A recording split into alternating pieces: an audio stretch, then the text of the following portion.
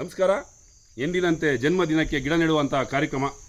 ಆತ್ಮೀಯ ಸ್ನೇಹಿತರು ಶಿವರಾಜ್ರವರ ಹುಡ್ದಬ್ಬ ಮೊನ್ನೆನೇ ಆಯಿತು. ಅವರು ಊರಿನಲ್ಲಿ ಇರಲಿಲ್ಲ, ನಾನೂ ಸಹ ಊರಿನಲ್ಲಿರಲಿಲ್ಲ.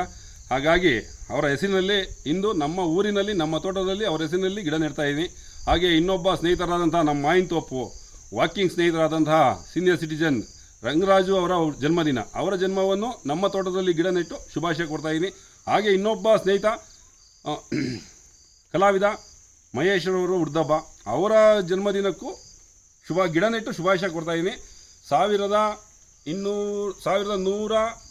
1209, 1210 ಅವರಿಗೆ 3 ಗಿಡಗಳನ್ನು ಅವ್ರಿಗೆ ಅರ್ಪಣೆ ಮಾಡ್ತಾಯಿದ್ದೀನಿ. ಇನ್ನೊಂದು ವಿಶೇಷ ಏನಂದರೆ, ನಾನು ಊರಿನಲ್ಲೇ ಇರಬೇಕಾದ್ರೆ ಒಂದು 100 ಗಿಡಗಳನ್ನು ಹುಡ್ದಬ್ಬಕ್ಕೆ ನನ್ನ ತೋಟದಲ್ಲೇ ಹಾಕಿದ್ದೀನಿ. ಒಂದು ಹೆಮ್ಮೆಯ ವಿಚಾರ.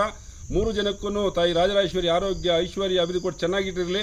ಪರಿಸರ ಉಳಿಸಿ, ಪರಿಸರ ಬೆಳೆಸಿ. ನಿಮ್ಮ ಪ್ರೀತಿಯ ಪರಿಸರ ಪ್ರೇಮಿ ರಾಜು BH. ಎಲ್ರಿಗೂ ನಮಸ್ಕಾರ.